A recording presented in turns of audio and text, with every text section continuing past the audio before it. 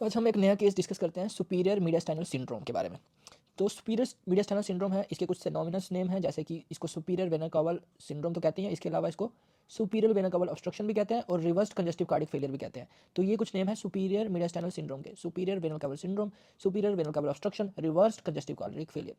Reverse congestive cardiac failure को इसलिए कहते हैं क्योंकि नॉर्मल जो कंजस्टिव कार्डिक फेलियर होता है उसमें lower half of the body में स्वेलिंग होता है, बट इसमें अपोजिट होता है, इसमें upper half of the body जो होता है उसमें स्वेलिंग होता है, उसमें सूजन आता है। तो ये हो गया रिवर्स कंजस्टिव कार्डिक फेलियर या सुपीरियर मीडियास्टाइनल सिंड्रोम।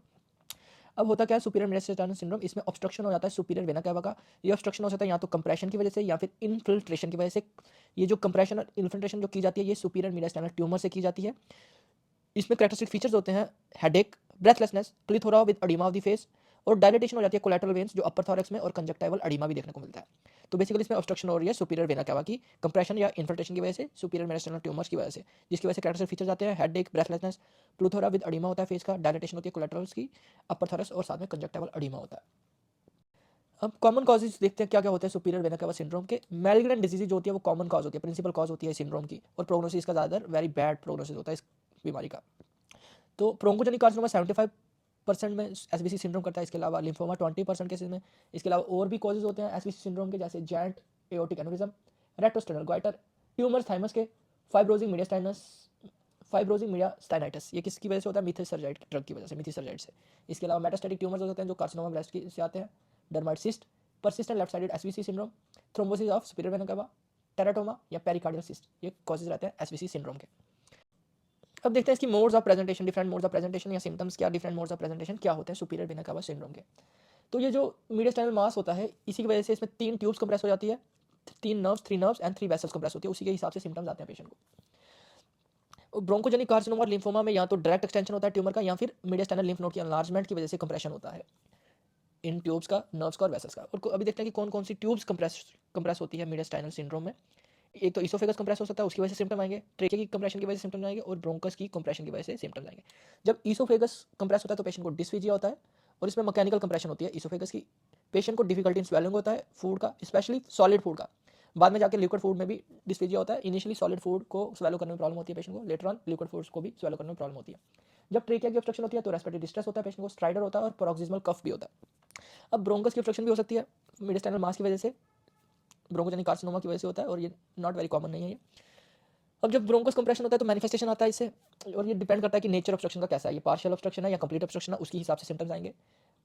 दूसरा डिपेंड करता है प्रेजेंस और absence of infection, secondary infection है या नहीं है, उस पर भी डिपेंड करता है सिम्टम्स को, और इसका इफेक्ट पल्मोनरी जंक्शन पे क्या है उस पर भी सिम्टम्स डिपेंड करते हैं। अगर लार्ज ब्रोंकस कंप्लीटली ऑब्स्ट्रक्ट हो जाए उसकी वजह से अब्जॉर्प्शन कोलैप्स हो सकता है, जैसे अटेलेक्टिस भी कहते हैं, और इसमें पेशेंट को क्या होगा? ब्रेथलेसनेस की कंप्लेंट होगी और चेस्ट में पेन होगी अगर कंप्लीट ऑब्स्ट्रक्शन होगा, ब्रेथलेसनेस और चेस्ट पेन। अगर कोलैप्स स्मॉलर पोर्शन लंग का इन्वॉल्व करेगा तो कोई भी रेस्पिरेटरी डिफिकल्टी नहीं हो सकती है, और अगर पार्शियल कोलैप्स या पार्शियल ऑब्स्ट्रक्शन होगा ब्रोंकस का तो उसमें ऑब्स्ट्रक्टिव एम्फीसीमा डेवलप हो जाएगा, इसमें एयर फ्लो की रेजिस्टेंस इंक्रीज होगा, एक्सपायरेशन में उसको बाहर निकालने में एयर में प्रॉब्लम होगा अगर पार्शियली ब्रोंकस ऑब्स्ट्रक्ट होगा, जिसकी वजह से क्या होता है कि ओवर डिस्टेंशन हो जाएगा लंग का या लोब का या सेगमेंट का, जिसकी वजह से इसको रेस्पिरेटरी एम्बेरसमेंट प्रेजेंट होगी। सेकेंडरी इन्फेक्शन लंग का वेरी कॉमन होता है इस सिचुएशन में अगर उसको पार्शियल ऑब्स्ट्रक्शन हो जाए, और पेशेंट को फीचर्स निमोनिया के भी आ सकते हैं पार्शियल ऑब्स्ट्रक्शन में। अब देखते हैं कि अगर नर्व्स कंप्रेस हो जाए तो क्या फीचर्स आएंगे। रिकरेंट लैरेंजियल नर्व कंप्रेशन के क्या सिम्टम्स होंगे। Left sided nerve commonly involve होती है क्योंकि ये नीचे लोअर सिचुएशन होती है देन राइट साइड स्टाइली अपर साइड में होती है मीडियास्टाइनम में, इसीलिए लेफ्ट साइड ज़्यादातर इन्वॉल्व होती है। तो पेशेंट अगर रिकरेंट लैरेंजियल नर्व की इन्वॉल्वमेंट है तो क्या सिम्टम्स होगा पेशेंट को? होर्सनेस ऑफ वॉइस, बोवाइन कफ, इसमें क्या होता है कि एक्सप्लोसिव नेचर कफ का लॉस्ट हो जाता है।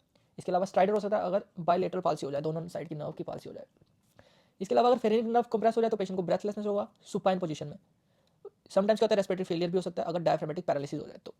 इसके अलावा सर्वाइकल सिंपैथेटिक ट्रंक की इन्वॉल्वमेंट हो जाए तो हॉर्नर सिंड्रोम होगा, पेशेंट को पार्शियल ड्रूपिंग होगा अपर आईलिड का, और लॉस ऑफ स्वेटिंग होगा अफेक्टेड साइड ऑफ फेस का अगर सर्वाइकल सिंपैथेटिक ट्रंक इन्वॉल्व हो जाए। और वेसल्स देखते हैं कौन कौन सी वेसल्स इन्वॉल्व होते हैं। सुपीरियर वेना कैवा इन्वॉल्व हो सकती है, एजाइगस वेन और लिम्फेटिक्स इन्वॉल्व हो सकते हैं। जब सुपीरियर वेना कैवा की इन्वॉल्वमेंट होती है पेशेंट को स्वोलन और पफी फेस होता है, हेडेक हो सकता है, विजुअल डिस्टर्बेंसेस आ सकती है, अल्टर्ड लेवल ऑफ कॉन्शियसनेस हो सकता है, ब्लैकआउट्स हो सकते हैं, और रेयरली कन्वर्जेंस भी हो सकता है पेशेंट को। एजाइगस वेन की कंप्रेशन से सिम्टम्स प्लूरल फ्यूजन के आएंगे, जिस साइड का कंप्रेशन होगा यूजुअली राइट साइडेड। लिम्फेटिक्स की ऑब्स्ट्रक्शन की वजह से थोरेसिक डक्ट और स्मॉल लिम्फेटिक चैनल्स ऑब्स्ट्रक्ट हो सकते हैं, और उसकी वजह से पैराइटल एडिमा अपर थॉरैक्स का हो सकता है, या फिर सिम्टम्स हो सकता है प्लूरल एफ्यूजन में पेशेंट को काइलोथायरस हो जाता है, पेरिकार्डियल एफ्यूजन भी डेवलप हो सकता है।